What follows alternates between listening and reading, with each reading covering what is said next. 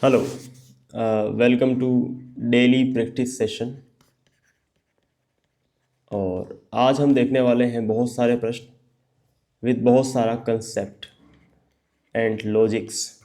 ठीक है, आपका कंसेप्ट और लॉजिक्स स्ट्रॉन्ग होंगे तो नेगेटिव मार्किंग डिक्रीज होगी और आपके मार्क्स बढ़ेंगे। जो बच्चे जिनके मार्क्स 50 पे जाके अटक जाते हैं, 54 पे जाके अटक जाते हैं, उससे ऊपर नहीं बढ़ पाते।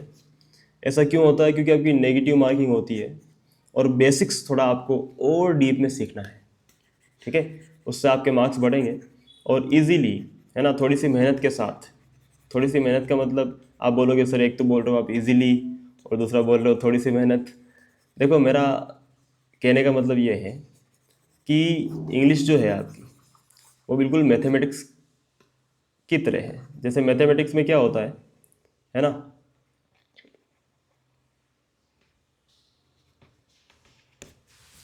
मैथमेटिक्स में क्या होता है कि प्रश्न जो होते हैं वो लिमिटेड रूल्स से ही आते हैं।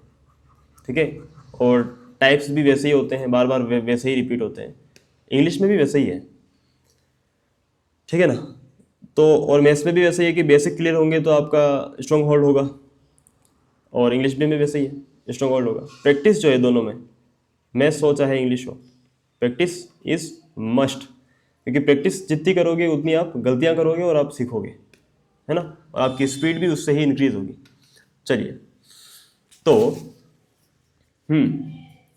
आज हम देखने वाले हैं बहुत सारी चीज़ें, उनमें से S1 S2 भी है। S1 S2 की इससे पहले भी मैं एक क्लास ले चुका हूँ। उस क्लास में मैंने इन प्रश्नों के साथ आपको डील करना सिखाया था। कि मैंने पहली चीज़ क्या बताई थी कि इन प्रश्नों में आपका रीडिंग कॉम्प्रिहेंशन थोड़ा अच्छा खासा होना चाहिए, है ना। सेंटेंस को पढ़ पाओगे, समझ पाओगे, तभी उसको रिलेट कर पाओगे। ठीक है, पहली चीज़ तो ये। तो अगर किसी ने पहली क्लास नहीं देखी हो इससे पहले वाली S1 S2 की क्लास, तो वो जाके देख लेना। क्योंकि आज मैं आपको S1 S2 के कुछ PYQs यहाँ पर सॉल्व करवाऊंगा, है ना। पिछली क्लास में मैंने PYQs नहीं लिए थे, मैंने अपने से बनाए गए प्रश्न लिए थे, उनके ज़रिए मैंने आपको S1 S2 सिखाया था। ठीक है, तो वो क्लास जाके देख लेना। उसके बाद ये क्लास अभी आप देखना, तो अभी आप देखोगे खुद में इम्प्रूवमेंट कि आप कितने क्वेश्चंस लगा पाते हो। ठीक है, चलिए, तो हम शुरू करते हैं आज की क्लास। अगर आप यहाँ पर नए हैं तो टेलीग्राम ग्रुप जाके ज्वाइन कर लेना आप। टेलीग्राम ग्रुप पर डेली क्विज़ेस मिल जाती हैं। ओके, GS का भी, NDA CDS दोनों के लिए, GS प्लस इंग्लिश। तो टेलीग्राम ग्रुप जो जाके ज्वाइन कर लेना, CDS रगड़ा करके, वहाँ पर आपको सारी क्विज़ेस मिल जाती हैं। क्विज़ अटेम्प्ट करना है आपको, हिंट भी दिए होते हैं वहाँ पर, मतलब कि सॉल्यूशन दिए होते हैं। सॉल्यूशन भी आपको देख सकते हो आप। उससे आपके बेसिक्स जो हैं धीरे धीरे जैसे जैसे मिस्टेक करोगे और तो आपको सीखते जाओगे, है ना। चलिए, अब बच्चे गलती क्या करते हैं कि जैसे क्विज़ मैंने लगाई, चाहे कहीं भी लगाई, टेलीग्राम के ऊपर या ऐप के ऊपर, है ना। सबसे बड़ी गलती क्या करते हैं हम लोग, क्योंकि वहाँ पर क्विज लगा लेते हैं, आंसर सही हो जाता है ना। अगर आपने सोच समझ के लगाया और सही हुआ तो कोई दिक्कत नहीं है। लेकिन आपने तुक्का लगाया, सही हो गया, आप खुश हो जाते हैं और आगे बढ़ जाते हैं। आप देखो तो सही कि उसमें गलती क्या थी, क्योंकि आपको तो नहीं पता था ना आंसर क्या था। और जहाँ गलती होती है आपकी किसी क्वेश्चन में, तो उस गलती को नोट करो आप कि मैंने ये गलती करी है। ठीक है, ताकि अगली बार आप ध्यान रखो कि वो गलती ना करो, तभी आपके मार्क्स इंप्रूव होंगे, है कि नहीं। ऐसा थोड़ी है सिर्फ क्विज लगाने से थोड़ी मार्क्स इंप्रूव होंगे। आपको अपनी गलतियों से सीखना पड़ेगा, उनको इंप्रूव करना पड़ेगा। ठीक है, चलिए, S1 देखो क्या कह रहा है।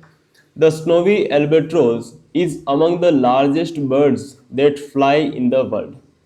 कि ये एक बर्ड का नाम ले रहा है, ठीक है, जो कि अमंग द लार्जेस्ट बर्ड्स, बहुत से बड़े बड़े बर्ड्स में से एक है ये। ठीक है, पूरे वर्ल्ड के अंदर। S2 मतलब कि वर्ल्ड में जितने भी लार्जेस्ट बर्ड्स हैं उनमें से एक ये है, स्नोवी एल्बेट्रोस। आगे चलते हैं, सेंटेंस 2 क्या कह रहा है।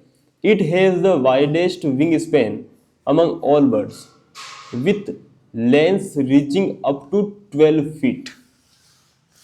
कि इट हैज़, इट कौन, ये बर्ड जो है उसी की बात हो रही है। कि इसका जो विंग स्पेन होता है, मतलब कि इसके विंग्स का जो फैलाव होता है वो सभी पंछियों में से सबसे ज्यादा होता है। देखो ना, द वाइडेस्ट सबसे ज्यादा होता है, कितना होता है, 12 फीट का होता है। तो यहाँ पर आप इस सेंटेंस में और इस सेंटेंस में आपको ना को रिलेशन बताना है कि क्या रिलेशन है इनके बीच में, ठीक है। क्या सेंटेंस टू जो है, सेकंड स्टेटमेंट जो है, वो पहले को कॉन्ट्राडिक्ट कर रहा है क्या। कॉन्ट्राडिक्ट का मतलब क्या होता है कि किसी चीज को गलत ठहराना, ठीक है। लेकिन ऐसा तो नहीं हो रहा है, यहां पर भी कह रहा है कि ये पंछी बहुत बड़ा होता है और यहां पर भी बड़ा होता है, ठीक है। तो ये तो गलत हो गया। Number 2, contrast with the first. Contrast का मतलब क्या होता है, कॉन्ट्रास्ट मतलब होता है डिफरेंस दिखाना, डिफरेंस, अंतर, कि यहां पर ये चीजें देखो लेकिन यहां पर तो ये चीजें। जैसे यहां पर आप देख देख पा रहे हो, ये पेज वाइट है, ये पेज आपको दिख रहा है वाइट, और यहां पर आप देख पा रहे हो ये कैसा कलर है, ग्रे है ना। ये इन दोनों के बीच में क्या है, डिफरेंस है, साफ दिखाई दे रहा है। इसे बोलते हैं कॉन्ट्रास्ट। तो ऐसा भी नहीं हो रहा है यहाँ पर, है ना, दोनों ही तो। हाँ, उसके बाद confirms the first and re इन्फोर्सेस the first. देखो, री इन्फोर्सेस का मतलब ध्यान से समझ लो, री इन्फोर्स करना मतलब किसी चीज को मजबूत बनाना। यहां पर आप क्या कह रहे हो सेंटेंस 1 में कि ये जो स्नो एल्बर्ट्रोस होता है वो बड़े बड़े पंछियों में से एक है, मतलब ये भी बड़ा होता है, ठीक है। उसके बाद इट हैज द वाइडेस्ट, और इसका जो आप उसके बाद थोड़ी डिटेल भी ऐड कर रहे हो। आपने जो बात कही कि ये पंछी बड़ा होता है, ठीक है, फिर आप डिटेल भी ऐड कर रहे हो अपनी बात में कि इसके पंख कितने बड़े होते हैं वगैरह वगैरह। यानी आपने पहली कही हुई बात को आप और सपोर्ट करने के लिए आर्ग्यूमेंट्स प्रोवाइड कर रहे हो, तो री इन्फोर्सेस द फर्स्ट होगा, ठीक है। ये आपको घुमाने के लिए ऑप्शन सी दिया इन्होंने, समझा ना। कितना शानदार क्वेश्चन था। आगे चलते हैं, क्वेश्चन नंबर 2 देखो। देखो, सबसे पहले वीडियो पॉज करो। प्रैक्टिस सेशन नाम है ना इसका। प्रैक्टिस सेशन का मतलब क्या होता है कि आपको सीखना है यहाँ पर, है ना। अपने नॉलेज का इम्प्लीमेंट करो और फिर सीखो। तो वीडियो को पॉज करो, इस आंसर को लगाओ फटाफट से, क्या आंसर होगा इसके अंदर, और उसके बाद मैं सॉल्यूशन जो प्रोवाइड करता हूँ वो आपको देखना है, ठीक है। चलिए, फिर आपका गलत होगा कि सही, वो हम देखते हैं। चलो, सेंटेंस 1 क्या कह रहा है। Sentence 1, a scientific theory is first proposed as a hypothesis.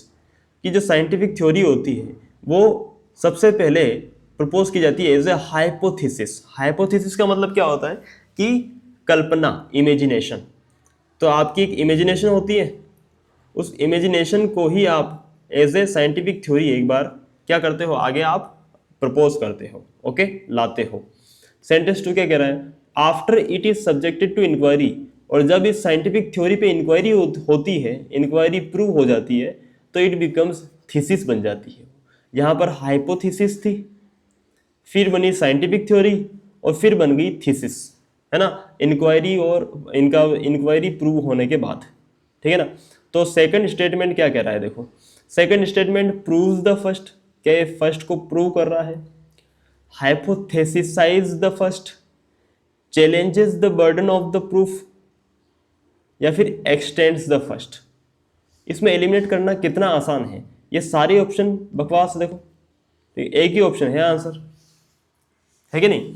Extend कर रहा है, एक्सटेंड करने का मतलब क्या है कि देखो यहां पर आपका क्या हो रहा है, सबसे पहले जो आपने थ्योरी दी वो हाइपोथेसिस कहलाएगी, जो आपकी इमेजिनेशन है।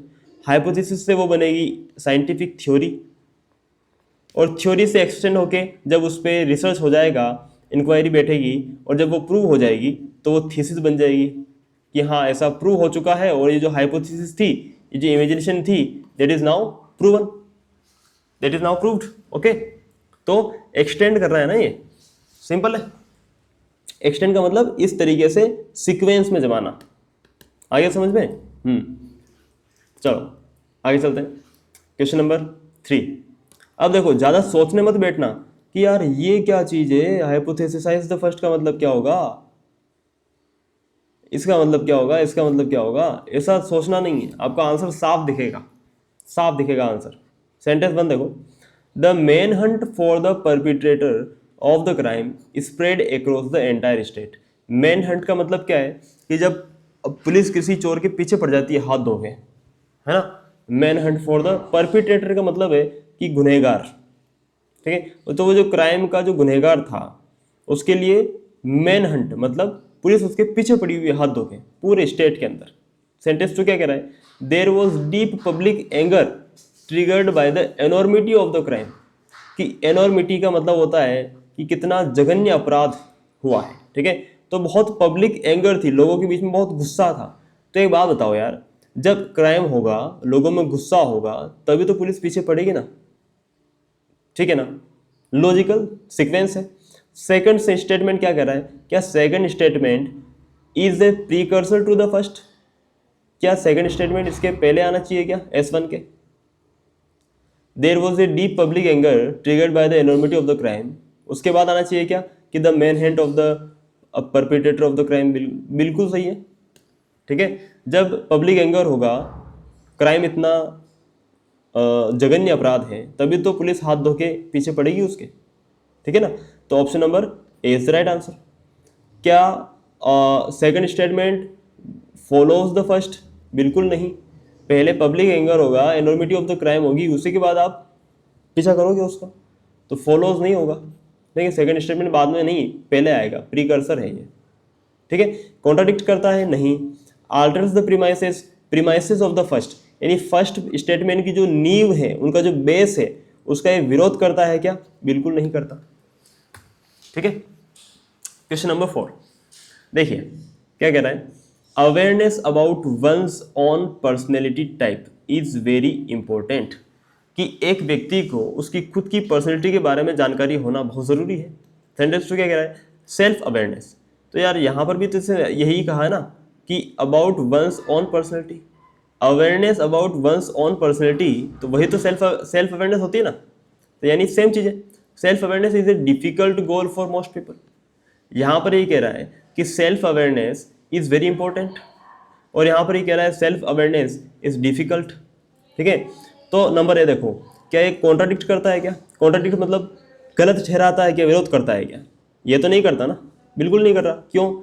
अगर ऐसा होता कि सेंटेंस 1 में कहा है कि सेल्फ अवेयरनेस बहुत इंपॉर्टेंट है, ठीक है, और सेंटेंस 2 में अगर ऐसा कहा होता कि self awareness is not that important, कि उतना इंपॉर्टेंट भी नहीं है, ठीक है, तो फिर विरोध करता हम लगा देते। लेकिन ऐसा यहाँ नहीं हो रहा है। इज कॉन्ट्रेपंचुअल विज द फर्स्ट, ठीक है। तो कॉन्ट्रेपंचुअल का मतलब भी वही होता है, ठीक है, कि भाई क्या ये सेंटेंस 1 को ही कहने का कोई दूसरा तरीका है? बिल्कुल नहीं।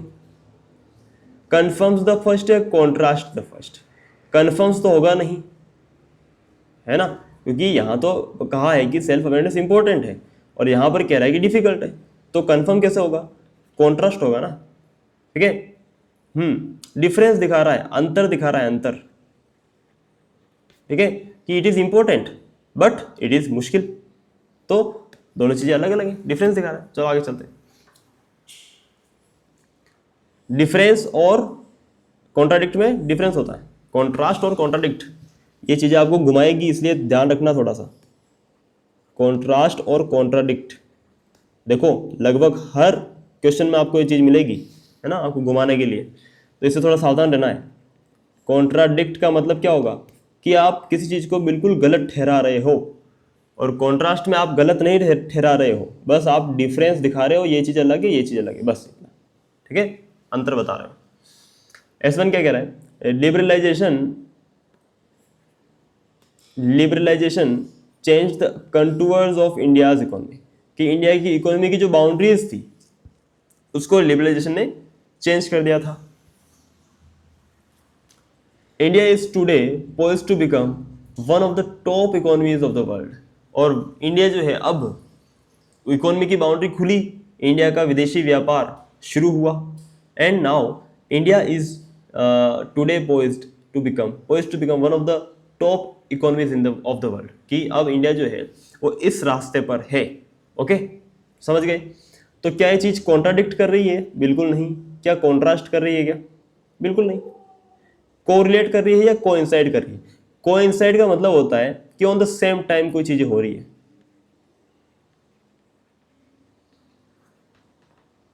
ठीक है, लेकिन ऐसा नहीं है। लिबरलाइजेशन बहुत पहले हुआ है। लिबरलाइजेशन जब होगा धीरे धीरे उसके बाद इकोनॉमी जो है उस रास्ते पर बढ़ेगी, तो कोइंसाइड नहीं होगा, कोरिलेट्स टू द फर्स्ट। ठीक है। सेंटेंस 2 क्या कह रहा है, सेंटेंस 1 क्या कह रहा है, देखो, the final outcome can never be predicted incontrovertibly यानी बिना किसी ऑब्जेक्शन के, ठीक है। कंट्रोवर्सी मतलब क्या होता है पता है ना आपको, कंट्रोवर्सी कब होती है, जब किसी चीज पर बहुत से लोग ऑब्जेक्शन करते हैं, ठीक है। इनकंट्रोवर्टिबली यानी बिना किसी ऑब्जेक्शन के कोई चीज स्वीकार कर ली जाए, तो ये क्या कह रहा है, the final outcome can never be predicted incontrovertibly, कि जो फाइनल आउटकम है वो कभी भी नहीं, नेवर जहां जे वर्ड दिखे ना, नेवर, ओनली, उन पे आपको फोकस करना है। तो फाइनल आउटकम है वो कभी भी, है ना, बिना कंट्रोवर्सी के तो प्रिडिक्ट किया ही नहीं जाएगा, बिना कंट्रोवर्सी के प्रिडिक्ट किया ही नहीं जाएगा। दूसरा क्या कह रहा है, all outcomes are based on variables, और जितने भी आउटकम्स हैं वो सारे वेरिएबल्स पे मतलब कंट्रोवर्सी पे बेस्ड होते हैं, that can not always be fully understood, जिसे समझा नहीं जा सकता। अब देखो सेकंड स्टेटमेंट क्या कह रहा है, क्या second statement fully reinforces the first, पहले स्टेटमेंट को रीइंफोर्स कर रहा है, सपोर्ट कर रहा है क्या, या फिर सेकंड सेंटेंस जो है reinforces the first to an extent, या थोड़ा थोड़ा सपोर्ट कर रहा है क्या। देखो यहाँ पर कंफ्यूजन वाली बात हो जाएगी आपके लिए, जब आप कह रहे हो फुल्ली रीइंफोर्स कर रहा है या फिर थोड़ा थोड़ा रीइंफोर्स कर रहा है, तो आप समझोगे मुझे कैसे पता चलेगा फुल्ली कर रहा है कि थोड़ा थोड़ा कर रहा है reinforce.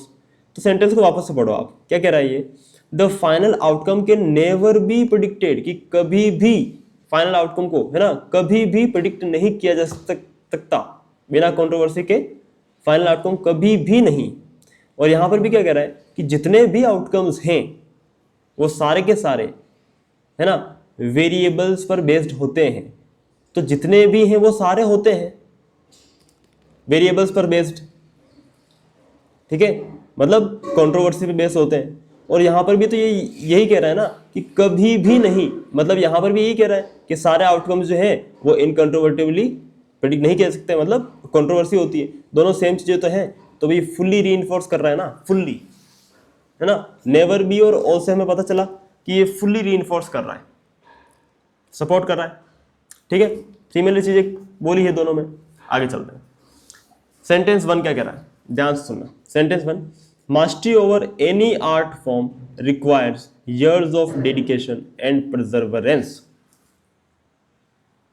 Okay, mastery over any art form requires years of dedication and perseverance, कि किसी भी आर्ट फॉर्म पे अगर आपको मास्टरी करनी है, ठीक है, चाहे गिटार हो, चाहे हारमोनियम हो, चाहे टीचिंग हो, तो टीचिंग भी आर्ट है यार, है ना, हर कोई नहीं पढ़ा सकता। तो देखो, mastery over any art form requires great years of dedication, कि बहुत सारी डेडिकेशन आपको चाहिए, परसेवरेंस चाहिए, आपको लगातार बिना रुके, है ना, बिना थके, बिना हार मांगे आपको काम करना चाहिए।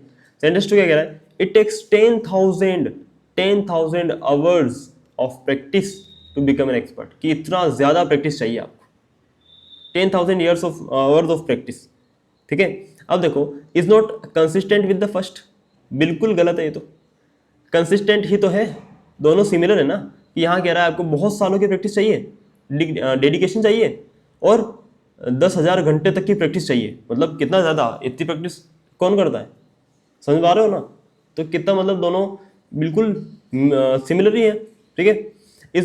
Is fully consistent with the first, बिल्कुल फुल्ली कंसिस्टेंट है, ठीक है, मार्जिनली नहीं बोल सकते।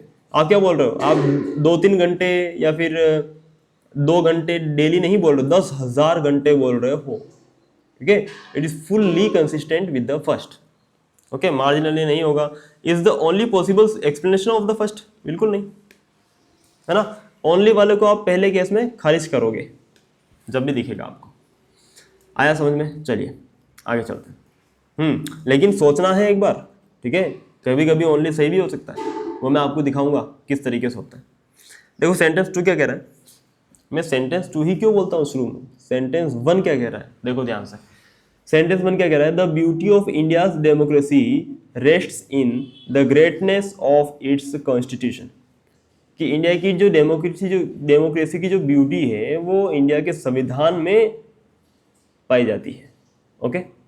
सेंटेंस 2 क्या कह रहा है, the constitution of India upholds the collective values of the countries civilisational Athos, कि संविधान, भारत का जो संविधान है वो कलेक्टिव वैल्यूज को अपहोल्ड करता है, थाम के रखता है। ठीक है, जो भी अपनी सिविलाइजेशनल एथोस की जो वैल्यूज है। ओके ओके, तो चलो आगे चलते हैं। तो beauty of India democracy rest in greatness of its constitution.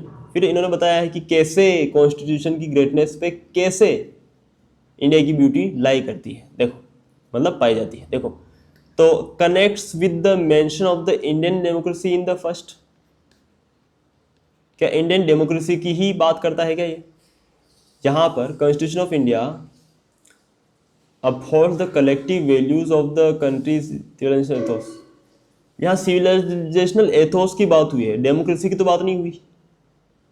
ठीक है, कनेक्ट नहीं कर रहा। बी क्या कह रहा है? Provides a reason for the assertion regarding the constitution in the first, कि फर्स्ट में जो बात कही है उसका रीजन है क्या ये? इसको पढ़ो। The constitution of India upholds the collective values, कि कॉन्स्टिट्यूशन ऑफ इंडिया जो है वो कलेक्टिव वैल्यूज को, कंट्री की सिविलाइजेशनल एथोस के कलेक्टिव वैल्यूज को अपहोल्ड करता है, थाम के रखता है ना। इसीलिए इंडिया की जो डेमोक्रेसी की जो ब्यूटी है वो संविधान में लाई करती है। बिल्कुल, this is the reason of the first. ठीक है, तो option number B is the right answer. ठीक है, कॉन्ट्राडिक्ट कर रहा है? बिल्कुल नहीं। हैज नो कनेक्शन, ये तो बिल्कुल नहीं हो सकता। ठीक है, ऑप्शन सी डी तो वैसे ही खत्म हो गए। ओके, और यहाँ पर जब हमने इसको पढ़ा कि रीजन को, तो रीजन को हमने पहले पढ़ा, फिर हमने इसको पढ़ा, तो हमें लगा कि बिल्कुल सही है बात, बिल्कुल सही बात है। ठीक है, चलो आगे चलते हैं।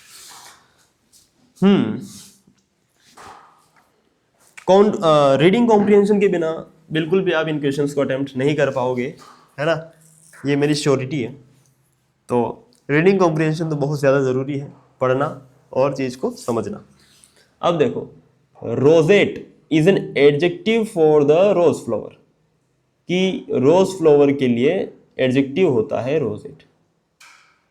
The rose is a powerful poetic symbol in many languages, rose जो है वो एक पोइटिक सिंबल है। यहां बात कर रहे हो आप एडजेक्टिव की, कि भैया रोजेट जो है एडजेक्टिव है, यहां आप ग्रामेटिकल बात कर रहे हो और यहां पोइटिकल बात कर रहे हो। ठीक है, दोनों में डिफरेंस है। तो देखो क्या होगा, क्या सेकंड स्टेटमेंट एक्सपेंड करता है फर्स्ट को? नहीं। एक्सप्लिकेट करता है?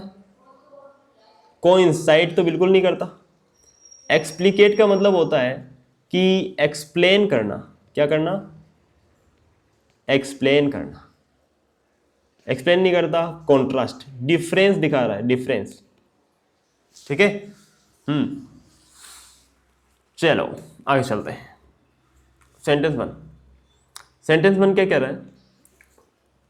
The early bird gets the worm. ये तो आपने क्या बोल दी, कहावत बोल दी आपने यहाँ पर। ये क्या हो गई, कहावत हो गई कि early bird gets the worm, जो पहले पहुंचता है वो पहले पाता है। सिंपल है। सेंटेंस टू क्या कह रहा है? To go about one's task expeditiously. Expeditiously मतलब फास्ट तरीके में, जल्दी से। तो to go about one's task expeditiously is to achieve one's goal. जो व्यक्ति जल्दी अपने टास्क पूरे करता है उसको गोल जल्दी मिलता है। बिल्कुल परफेक्ट है। आप जितनी बार मल्टीपल रिवीजन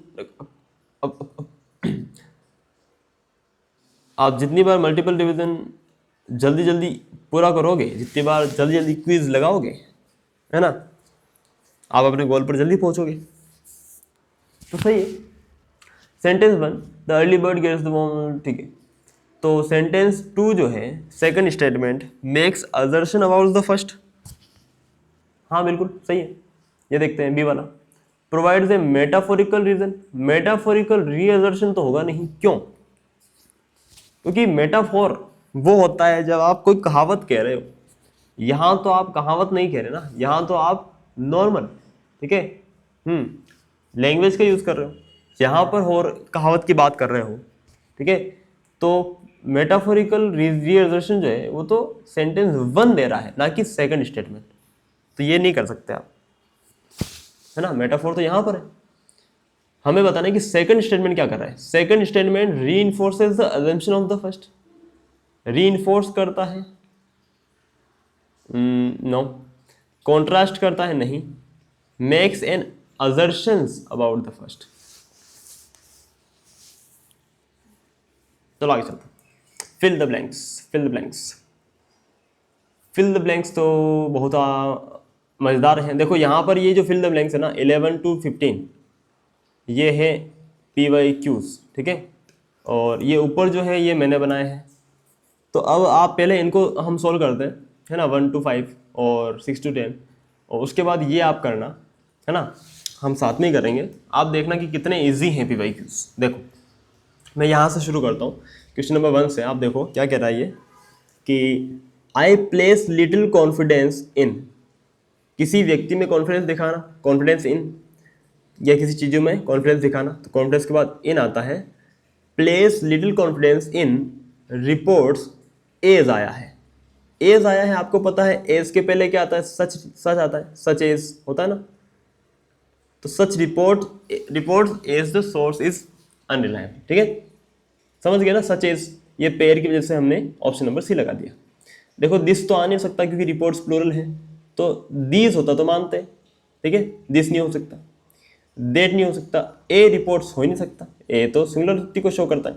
तो ये और ये तो वैसे ही खत्म हो गया। देट रिपोर्ट हो सकता था, लेकिन क्योंकि सच आ गया हमारे पास और सच के बाद पेयर एज होता है, तो इससे हमने सच लगा दिया, ठीक है। नंबर 2 देखो फटाफट से।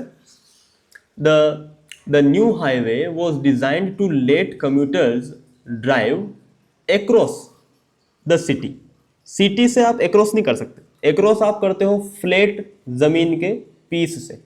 कि मान लो कोई मैदान है और आप मैदान के इधर से उधर जा रहे हो क्रॉस करके, तो आप क्या कहोगे, आई वेंट एक्रॉस द मैदान। समझ गए ना, खुली जगह में आप एक्रॉस का यूज करते हो, सिटी में आप एक्रॉस का यूज नहीं कर सकते, ठीक है। अलोंग का मतलब क्या होता है, सहारे सहारे या किनारे किनारे। जैसे ये रोड है, I move along the road, मतलब ये रोड के सहारे सहारे में गया, ठीक है, तो वहां पर आता है। और यहां पर आप देख पा रहे हो हाईवे जो है वो design to let commuters drive city without stopping. तो अगर सिटी के सहारे सहारे जा रहा होता हाईवे, तो स्टॉपिंग की बात ही नहीं होती, तो वहां तो वैसे भी रुकना ही नहीं पड़ता ना, सिटी में ही रुकना पड़ता है ना। तो अलोंग का तो केस होगा नहीं, ठीक है। ऑन द सिटी होगा नहीं, थ्रू द सिटी होगा। कि जब आप किसी कंजेस्टेड एरिया से जा रहे हो या किसी बंद जगह से, एक जगह से दूसरी, जैसे जंगल से आप गुजर रहे हो तो आप थ्रू लगाते हो, है ना। किसी गुफा से आप गुजर रहे हो तो थ्रू लगाते हो। सिटी से, सिटी की भीड़ से गुजर रहे हो तो भी थ्रू लगाते हो, ठीक है। तो थ्रू द सिटी आया समझ में, ये डिफरेंस है इनके बीच में। आगे चलते हैं, क्वेश्चन नंबर 3 देखो। She refused to. अब रिफ्यूज्ड के बाद हमेशा प्रीपोजिशन टू आता है, इस बात का ध्यान रखना आप, ठीक है। दूसरी चीज ये है कि she refuse to leave the office. Okay, उसने ऑफिस लीव करने से मना कर दिया। She had finished the entire report. Unless या अनटिल, देखो वाइल तो होगा नहीं और फॉर तो होगा नहीं, ये तो आपको पता है। फॉर का मतलब होता है बिकॉज, जिसका यहाँ पर कोई सेंस है नहीं। और वाइल आता है जब आप कंटिन्यूस, है ना, पास्ट कंटिन्यूस की दिखाते हो चीज, तो यहाँ पर ऐसा कोई सीन नहीं है। अब देखो मैं आपको वाइल का यूज दिखा देता हूँ। वाइल का यूज आता है पास्ट कंटिन्यूस में, जैसे, या फिर कॉन्ट्रास्ट दिखाने में, ठीक है। तो वाइल नहीं, इसको ऐसे करो, आई वॉज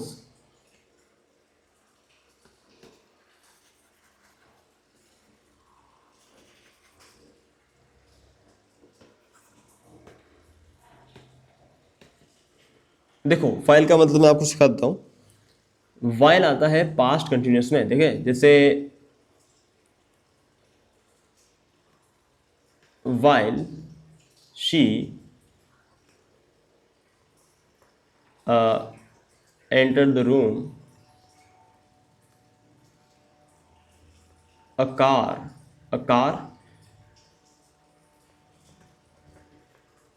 dashed her। कि जब वो, आप क्या कहना चाहते हो, कि जब वो एंटर कर रही थी रूम में तब कार ने ठोक दिया। अब रूम में जाने के बाद थोड़ी ठोकेगी क्या कार, जब वो एंटर कर रही थी उस वक्त होगा ना। तो वाइल शी वॉज एंटरिंग ये होगा, है ना। तो जब वाइल आ जाता है तो यहाँ पर क्या आ जाता है, कंटिन्यूअस टेंस आता है।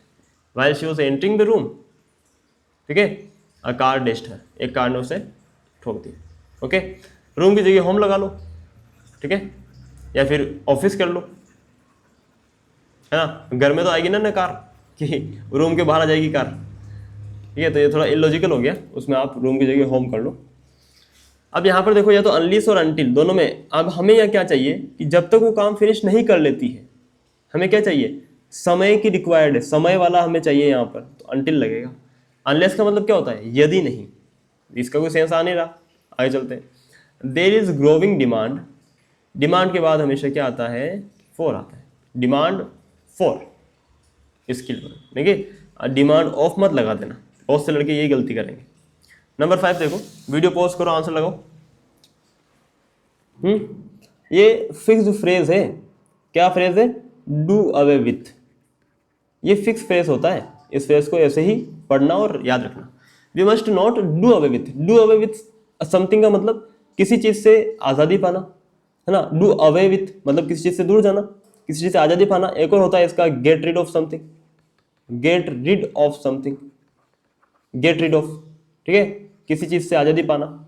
तो we must not do away with our traditions in the name of modernisation, कि मॉडर्नाइजेशन के नाम पर हमें अपने ट्रेडिशन से दूर नहीं भागना चाहिए, ठीक है, ऐसा कह रहा है, सिंपल है। चलो आगे चलते हैं। The entire village was wiped, देखो एक तो होता है वाइप अवे, वाइप अवे वहां यूज होता है कि जब आप साफ सफाई करते हो, ठीक है, तो आप कहते हो I wiped away the dust, dust को मैंने बिल्कुल झाड़ दिया, ठीक है, वाइप अवे कर दिया, साफ कर दिया। वाइप आउट वहां आता है जहां पर आप बर्बादी हो जाती है, ठीक है, वाइप आउट मतलब बह जाना, ठीक है। The entire village was wiped out by the devastating flood, devastating यानी भयंकर बर्बादी लाने वाली फ्लड में, फ्लड के द्वारा जो पूरा गांव था वो बह गया, वाइप आउट हो गया, ठीक है। वाइप डाउन होता ही नहीं है, वाइप ऑफ नहीं होता कुछ, ठीक है। चलो आगे चलते हैं। Number 7, he was acquitted, acquitted के बाद प्रीपोजिशन ऑफ आता है, acquitted of, he was acquitted of all the charges, मतलब उसे सारे चार्जेस से, आरोपों से मुक्त कर दिया गया था, ठीक है ना, सिंपल है। चलो आगे चलते हैं। फिक्स द प्रीपोजिशंस है ये, और ये आपको प्रैक्टिस के साथ ही याद रहेंगे, ठीक है। अभी मैं इसको यहीं पर ड्रॉप कर रहा हूं, है ना, इन क्वेश्चंस को। आज क्वेश्चन नंबर 8 से हम आगे पढ़ेंगे बाद में, पहले हम चलते हैं थोड़ा सा स्पोर्टिंग एरर देख लेते हैं, ठीक है, क्योंकि लगातार मैं अगर तुम्हें प्रीपोजिशन वाले सोल्व करूंगा तो शायद हो सकता है कि तुम थोड़े बोर हो जाओ। तो चलो कुछ प्रीपोजिशन के साथ साथ हम अभी ये भी देख लेते हैं। देखो क्वेश्चन नंबर 5 मुझे तुम बताओ फटाफट से कि 5 में क्या एरर है। क्वेश्चन नंबर 5 में क्या एरर है, वीडियो को पॉज करो और आंसर लगाओ। ही फाइनली फाउंड, फाउंड का एक जो एरर आता है, ठीक है, वो ये आता है कि जैसे अगर मैंने कहा कि रविंद्रनाथ टैगोर, रविंद्रनाथ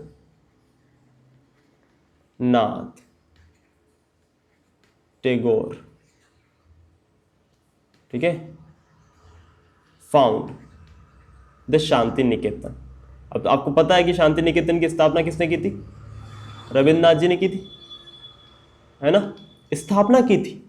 रविंद्रनाथ टैगोर, उनको मिला थोड़ी ना था, स्थापना की थी। जब आप किसी चीज को एस्टेब्लिश करते हो तो क्या लगाते हो, फाउंडेड, स्थापना करना, फाउंडेशन रखना, ठीक है। तो इसकी एक ये गलती, प्रोमिनेंट गलती आती है, एरर में आता है, पूछा जाता है, इससे मैं सोचा मैं बता देता हूँ, ठीक है, इस चीज को ध्यान रखना। चलो आगे चलते हैं। तो यहाँ पर ये कह रहा है, he finally found the missing set of key, उसे चाबियां मिल गई थी, ठीक है, इन द देखो, in the pocket of his old coat, की उतने पुराने कोट की जेब में चाबियां मिल गई थी। कोई एरर दिख रहा है तुम्हें यहाँ पर, एरर होगा तुम्हें साफ दिखाई देगा, कोई एरर नहीं है, ऑप्शन नंबर डी, ठीक है। अगला क्वेश्चन आप कौन सा करोगे, अगला क्वेश्चन आप ना कौन सा करोगे, चलो ये करो, क्वेश्चन नंबर 2 करो फटाफट से। The frequent fluctuations seen in the stock market, ठीक है, is causing anxiety among investors. Fluctuations है ना, ठीक है, तो यहां पर क्या आएगा, आर आएगा ना, the fluctuations are causing anxiety, ठीक है। और सीन यहाँ पर जो है ये पास्ट पार्टिसिपल जो है वर्ब की थर्ड फॉर्म, यहाँ पर ये गलत यूज नहीं हुआ है। ऐसा मत बोलना कि सर यहाँ पर वर्ब की थर्ड फॉर्म कैसे आई, वर्ब की थर्ड फॉर्म के पहले तो हेज या हेव या हेड आना चाहिए ना सर, तो ऐसा क्यों नहीं हो रहा है यहाँ पर। यहाँ पर ये वर्ब की थर्ड फॉर्म जो है वो एडजेक्टिव का काम कर रही है, ये वर्ब नहीं है, ये यहाँ पर एडजेक्टिव है। क्या कह रही है ये कि द फ्रीक्वेंट फ्लक्चुएशंस, वो फ्लक्चुएशंस जो देखी गई है स्टॉक मार्केट के अंदर, है ना। तो फ्लक्चुएशंस उतार चढ़ाव, कहां पर, स्टॉक मार्केट का उतार चढ़ाव, उसको मॉडिफाई करने का काम कर रहा है, ये एडजेक्टिव का काम कर रहा है, ठीक है ना, ये चीज ध्यान रखना। चलो जी, तो आगे चलते हैं। क्वेश्चन नंबर 1 देखो क्या कह रहा है। The manager was criticised, was plus V3 passive structure, manager को क्रिटिसाइज किया गया था for making a decision that was judicial. Decision भैया फैसला, फैसला जुडिशियल कैसे हो सकता है, फैसला जुडिशियस होता है, जुडिशियस यानी सोच समझकर बुद्धिमानी से लिया गया फैसला। तो जब आप डिसीजन की बात करते हो आप जुडिशियल नहीं कहते हो, जुडिशियस कहते हो, ठीक है। जुडिशियल का मतलब तो होता है रिलेटेड टू जज, ठीक है। This is the error. चलो आगे चलते हैं। नंबर 3 देखो, the Olympic athlete was praised, उसकी तारीफ की गई थी, है ना। The Olympic athlete was praised, athlete singular subject है, वो सिंगुलर वर्ब है, कोई दिक्कत नहीं है। फॉर द इनक्रेडिबल फीट नहीं होगा, फीट नहीं होता है, FEAT, फीट मतलब अचीवमेंट, ठीक है। यहां पर ये गलती थी, है ना। तो जो रूल्स है आपके, रूल्स की मिस्टेक तो पहचाना सीख गए हो आप, है ना, लेकिन वोकेबलरी की मिस्टेक भी देता है CDS NDA के अंदर, ये ध्यान रखना है आपको। फीट नहीं होगा, फीट होगा, फीट, है ना। आगे चलते हैं। हाँ, the charge of prosecution of the witness that was brought against him was dismissed. The charge singular subject है, singular verb was, perfectly sounding, कोई दिक्कत नहीं है। The charge of prosecution of the witness that was brought against him was dismissed by the judge. इसमें कोई भी error नहीं है, ठीक है। अच्छा, यहाँ एक चीज ध्यान रखना, प्रोसिक्यूशन मतलब जो मुकदमा दायर करता है, ओके। एक होता है परसिक्यूशन, कंफ्यूजिंग वर्ड में आ सकता है। परसिक्यूशन, परसिक्यूट करना मतलब किसी को हेरेस करना, किसी को किसी पर अत्याचार करना, ठीक है, परसिक्यूट करना, ये चीज भी ध्यान रखना। आगे चलते हैं। मैनी के तो रूल आपको पता ही है कि मैनी के बाद क्या आता है, प्लूरल नाउन आता है, ठीक है। मैनी बॉयज, फिर वर्ब भी प्लूरल आती है, मैनी बॉयज वर या आर जो भी है, ठीक है, प्लूरल वर्ब आएगी। अगर मैनी के बाद ए दिया है, मैनी अ सोल्जर, ठीक है, तो यहाँ पर जो आपका नाउन है वो भी सुन आता है, मैनी अ के बाद सोल्जर, मैनी अ, क्योंकि अ आ गया ना, तो मैनी अ सोल्जर, फिर वर्ब भी सिंगुलर आती है, is, many a soldier is, ठीक है, joined the party, okay.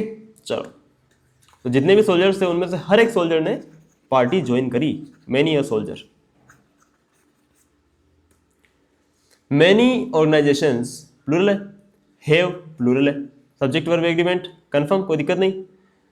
Many organisations have a rule to strictly monitor its own internal communication. कैसे होगा, ऑर्गेनाइजेशंस है ना, तो इट्स थोड़ी होगा, देयर्स होगा ना, देयर होगा, सॉरी, क्या होगा, देयर होगा। आगे चलते हैं। एज सुन एज द सन रोज, जैसे ही सन ऊपर, है ना, सन रोज हुआ, द बर्ड्स संग लाउडली, सब्जेक्ट है यहाँ पर, ये वर्ब है, और वर्ब की थर्ड फॉर्म कैसे आ गई अकेली, ये वर्ब का काम कर रही है। पंछियों ने गाना गाया था, तो यहाँ सेकंड फॉर्म चाहिए ना आपको, सिंपल पास्ट टेंस है, सिंपल पास्ट टेंस चाहिए ना, सेकंड फॉर्म चाहिए, ठीक है। वर्ब की थर्ड फॉर्म बिना हेज हैव या हेड के कैसे आ सकती है, नहीं आ सकती, खत्म कर दो इसको, सेंग लगाओ यहाँ पर। आगे चलते हैं। She prefers to buy organic groceries from the farm and none other. देखो नन अदर का यूज कहाँ होता है? नन अदर का यूज वहां होता है जैसे आप कह रहे हो कि the guest, the chief guest,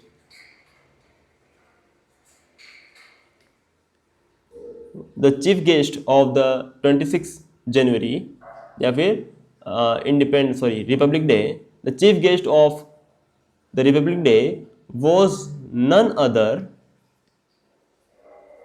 other than ex army chief. ठीक है, तो वो और कोई नहीं बल्कि पुराने आर्मी चीफ थे। तो ये एम्फेटिक का काम करता है, मतलब एम्फेसाइज करने का काम करता है। वहां पर ये आता है नॉन अदर देन, कि और कोई नहीं बल्कि वो थे। जब आप किसी चीज को एम्फेसाइज करना चाहते हो वहां पर आता है नॉन अदर। यहां पर ये क्या कह रहा है कि she prefers to buy organic groceries from the farm. वो जितनी भी ऑर्गेनिक ग्रोसरीज हैं, है ना, वो फार्म से परचेज करना पसंद करती है। एंड नो अदर, वो कोई और चीज परचेज नहीं, मतलब कहीं और चीज से जगह से परचेज नहीं करती। नो अदर, समझ गए ना? Option number C is right answer. चलो आगे चलते हैं। Question number 9, the rude behaviour of the host defied the purpose. एक आइडियम होता है, मैं तुम्हें बताता हूं क्या होता है। आइडियम होता है। आइडियम क्या होता है कि डिफीट द पर्पस। क्या होता है आइडियम? Defeat the purpose. तो उस आइडियम का यहां पर इन्होंने गलत यूज किया है। सही आइडियम क्या होता है? डिफीट द पर्पस, मतलब जो भी आपका उद्देश्य था उसका आपने फेल कर दिया। डिफीट द पर्पस मतलब फेल करना। ठीक है, तो the rude behaviour of the host defeat the purpose of the peace treaty dinner. ये होगा, डिफाइड नहीं होगा। डिफाइड का मतलब तो होता है कि किसी को कोई चीज से मना कर देना। मना करने का तो सेंस ही नहीं है ना यहां पर।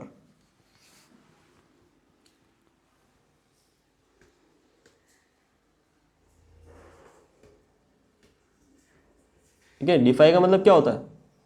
अस्वीकार कर देना। चलिए, तो हो गए सारे, कोई बचा है? क्वेश्चन नंबर 10 देखो, the flag was Ryzen bye, Ryzen नहीं होगा। राइज जो है वो होती है कैसी वर्ब? कैसी वर्ब होती है? इंट्रांजिटिव वर्ब होती है यार। इंट्रांजिटिव। तो फ्लैग को उठाया गया था, नहीं हो सकता ना। अगर फ्लैग को उठा रहे हो, वो खुद से थोड़ी उठ रहा है? उठा रहे हो ना, रेज्ड होगा। The flag was raised by the chief guest. ठीक है, राइज जो होती है ना, जैसे द सन राइजेज, है ना, इन द, क्या बोलते हैं, ईस्ट होगा। ठीक है, the sun rises in the east. तो सन खुद से उगता है ना, किसी पे एक्शन नहीं दिखाती है वर्ब, इंट्रांजिटिव वर्ब होती है। ये मैंने आपको पहले भी बता रखा है। चलिए, एस1 हमने देख लिया, और अब हम क्या देख रहे थे? प्रीपोजिशन वाले फिल इन द ब्लैंक्स देख रहे थे। कहाँ तक पहुंच गए थे हम? यहाँ थे, हमें कंटिन्यू करना है यहाँ से। ये क्वेश्चन बहुत ही आसान है, देखो। ये दिख रहा है आपको शुड। अब ऑप्शन देखो, ये दिख रहा है आपको लेस्ट। आपको पता है ना लेस्ट और शुड का पेयर होता है। ठीक है, और आपको ये भी पता होगा कि लेस्ट के बाद कभी नोट नहीं आता, क्योंकि लेस्ट अपने आप में क्या होता है? नेगेटिव होता है। ठीक है, तो you must run fast लेस्ट you should miss the train. तो आपको तेज दौड़ना चाहिए, कहीं ऐसा ना हो जाए कि आप ट्रेन आपकी छूट जाए। ठीक है, तो लेस्ट शुड जो पेयर होता है उसका मतलब क्या होता है? कहीं ऐसा ना हो जाएगी। ठीक है, चलिए नंबर 9 देखो, the manager promised to look the matter immediately. किसी मैटर की आप जांच कर रहे हो, एग्जामिन कर रहे हो, तो you always look into the matter, कि इस मैटर में थोड़ा सा जांच करो। लुक इनटू द करो, लुक इनटू करो मैटर को। ठीक है, लुक इनटू द मैटर होता है। देखो, लुक फॉर का मतलब होता है सर्च फॉर समथिंग। लुक जो फ्रेजल वर्ब है, लुक के बाद जो फॉर आएगा, फ्रेजल वर्ब बनी ना लुक फॉर। लुक फॉर का मतलब क्या होता है? सर्च फॉर समथिंग, किस चीज की लिए सर्च करना, ढूंढना, है ना। लुक एट का मतलब क्या होता है? किसी की तरफ देखना, लुक एट समवन। ओके, और लुक इनटू का मतलब क्या होता है? किसी मामले की जांच पड़ताल करना, लुक इनटू द मैटर। ठीक है, नंबर 10 देखो, ही इज एकस्टम्ड टू। देखो मैंने कितनी बार बताया आपको ये phrase, accustomed to, addicted to, आपने बात क्या लेता है, जिरन लेता है, आईएनजी फॉर्म, ठीक है। He is accustomed to working, है ना। प्रेशर, इन प्रेशर है अंडर प्रेशर, अंडर प्रेशर होगा ना, ठीक है, ठीक है, इन प्रेशर होता नहीं है। चलो अब ये है कुछ पीवाईक्यूज। अब आपने ये क्वेश्चन सोल्व किए ऊपर, ठीक है, ये सारे क्वेश्चन। अब आपने अपना नॉलेज यहाँ पर इस्तेमाल करो कि क्या पीवाईक्यूज ज़्यादा मुश्किल होता है। देखो इस फटाफट से कितना आसान है, कुछ भी नहीं है। देखो there is no truth in their claims. Their claims कैसे होगा? अगर क्लेम्स आपको पता है नाउन होता है तो इसके पहले आपको क्या चाहिए, एडजेक्टिव चाहिए ना। देयर तो ये तो जगह को दिखा रहा है। अगर ऐसा होता THEIR देयर तो मानता ना मैं, तो ये तो देयर जगह वाला है तो, ठीक है, इसको थोड़ी आप लगाओगे, एडजेक्टिव तो ये होता है। ऑप्शन ही गलत है। There is no truth in these claims, अगर मैं ये लगा दूं, ठीक है, there is no truth in these claims even though, दे कैसे आ जाएगा? दे का मतलब होता है वे, जो यहां पर अभी नहीं है, जिनकी बात हो रही है ना, अगर वो यहां पर नहीं है तो आप बोलोगे ना दे, यानी वे, ठीक है। और दीज का मतलब क्या होता है? जो अभी यहीं पर है ना, पता है आपको, दीज यानी कि ये, ठीक है। I have all this things, मेरे पास ये देखो, ये इतनी सारी चीजें रही, समझ पा रहे हो ना। तो यहां पर दीज तो आ नहीं सकता क्योंकि ये दे का काउंटर कर रहा है यहां पर।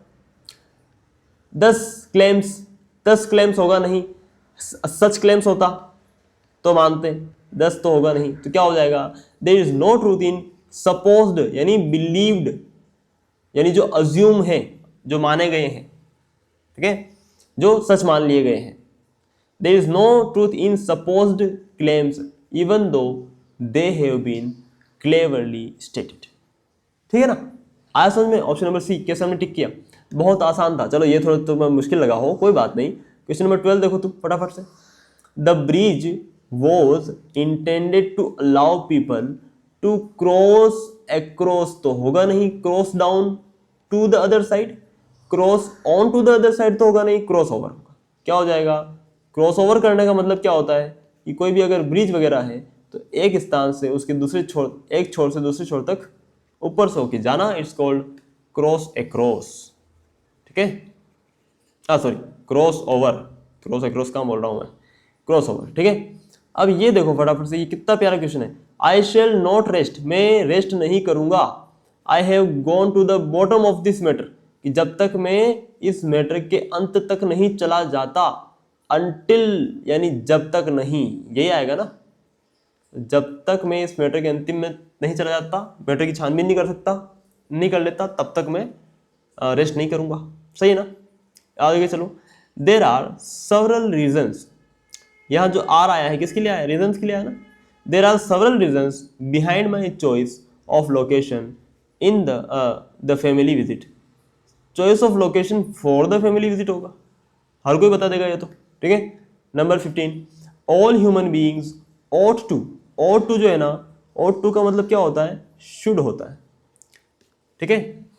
अच्छा, ought to का रूल समझ लो, क्योंकि बहुत बार बच्चों को कंफ्यूजन होता है ought to वाले रूल्स के अंदर। तो देख लो ought to का क्या सीन है कि ought to जो है OUGHT, ought to, ये ऑब्लिगेशन दिखाता है, आपको पता है, जैसा शुड दिखाता है ना, ये बिल्कुल वैसा ही है, ठीक है। ought to, अगर ought to का मुझे नेगेटिव बनाना है ना बच्चे, ought to का मुझे क्या बनाना है बच्चे? नेगेटिव बनाना है, तो मैं क्या करूंगा? ये आप क्या करते हो, नेगेटिव जो नोट होता है उसे आप ऑलवेज लगाते हो हेल्पिंग वर्ब के आगे, और ये हेल्पिंग वर्ब है, ये हेल्पिंग वर्ब के आगे या हेल्पिंग वर्ब के बाद लगाते हो ना नोट, तो ought not to हो जाएगा। इसका नेगेटिव जो है ought to का, वो ought not to हो जाएगा, यानी should not के बराबर हो जाएगा, समझ गए ना। तो ought to बराबर should, ought not to बराबर should not, ठीक है। आपको ऐसा नहीं करना चाहिए, ठीक है। You ought not to disobey your elders, एक सही बात है, सिंपल सी बात है। अब एक और आता है ought to के बाद have प्लस V3, ये कंसेप्ट जो है ना, ये लोगों को घुमाता है, OUGHT ought to, ये कंसेप्ट घुमाता है। इसमें घूमने की जरूरत कहाँ है यार? टू के बाद वर्ब की फर्स्ट फॉर्म आती है ना, ये देखो वर्ब की फर्स्ट फॉर्म हैव दिख रहा है तुम्हें, वर्ब की फर्स्ट फॉर्म होती है ना हैव, ठीक है। ought टू हैव V3, और अगर नेगेटिव है तो ought not to have V3, इसमें घूमने की कोई बात ही नहीं है। तो क्या हो जाएगा, ये कब आता है, ये वहां आता है कि आपको कोई चीज नहीं करनी थी और वो भी आपने कर दी, ठीक है, तो वहां पर आता है। समझ गए ना। जैसे एक सेंटेंस का एग्जांपल देता हूं, देखो, चलो तो दोनों ही दे देता हूं मैं एग्जांपल, नेगेटिव भी दे देता हूं, पॉजिटिव भी दे देता हूं, तो यहां आपको एक आराम से समझ में आ जाएगा, ठीक है। देखो यहां पर दे ought to have plus V3, they ought to have told us, है ना,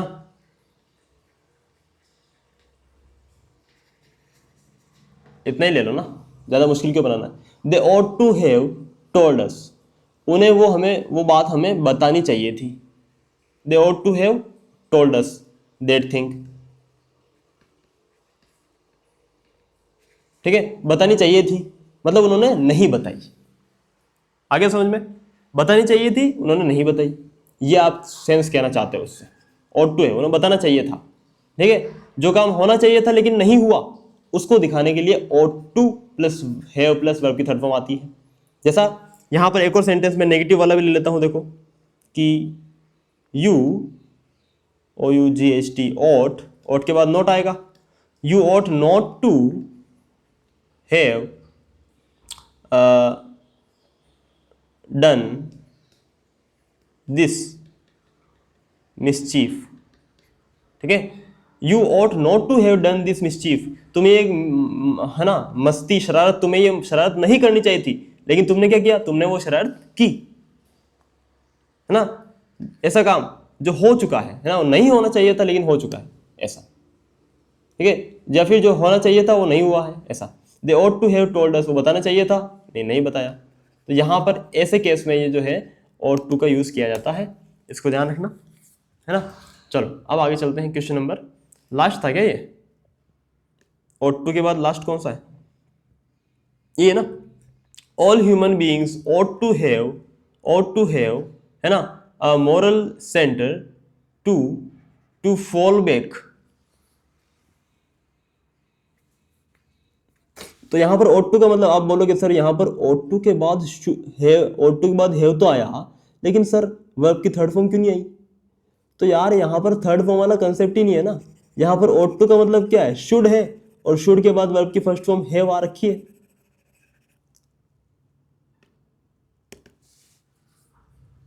ये देखो, तो all human beings should have a moral centre to fall back, कि हर एक इंसान का एक मोरल सेंटर होना चाहिए जिसके ऊपर वो फॉल बैक ऑन समथिंग, किसी पे डिपेंड होना, रिलाई करना, है ना। क्राइसिस के समय पे फॉल बैक के बाद क्या आता है, ऑन आता है, ठीक है, सिंपल है। चलो ये हो गए आज के हमारे क्वेश्चंस। आई होप आपने बहुत कुछ सीखा होगा और हम मिलेंगे अगली क्लास में with some more new concepts. आज आपने बहुत सी नई चीज़ें सीखी, है ना। चलिए, हाँ, तो सबसे पहले जो हमने सीखा उसको मैं समराइज कर देता हूं कि आज आपने क्या क्या नया सीखा। देखो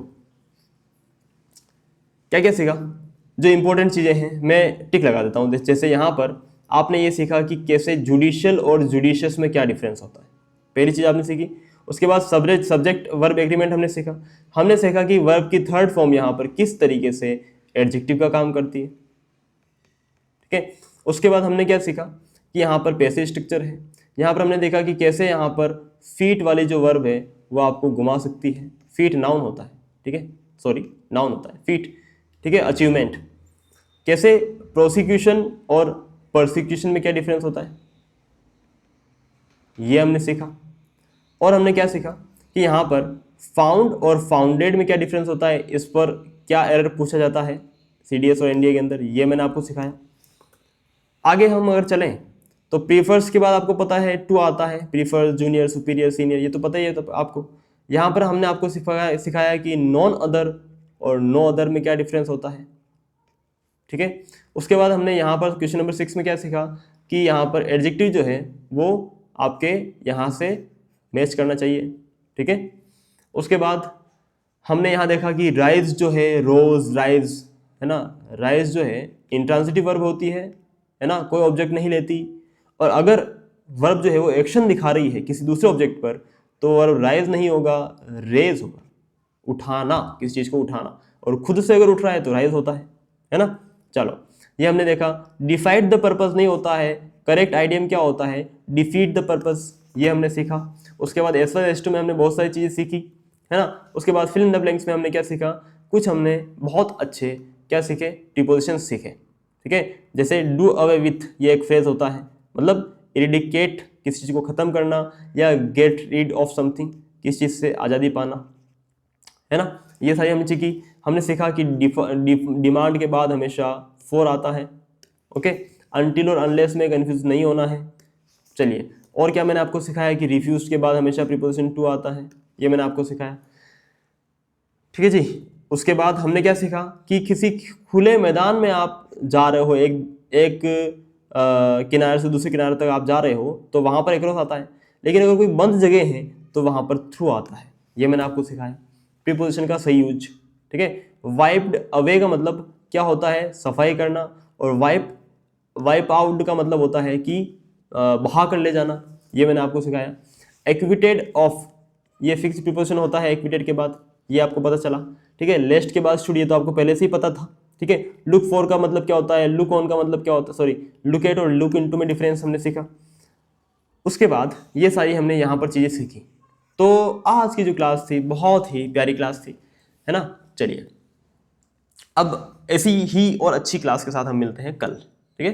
तब तक के लिए जय Hind, thank you so much for joining. ऐसे ही मेहनत लगाते रहो और आप लोग बहुत अच्छा करेंगे, ठीक है। थैंक यू सो मच, जय हिंद, टेक केयर।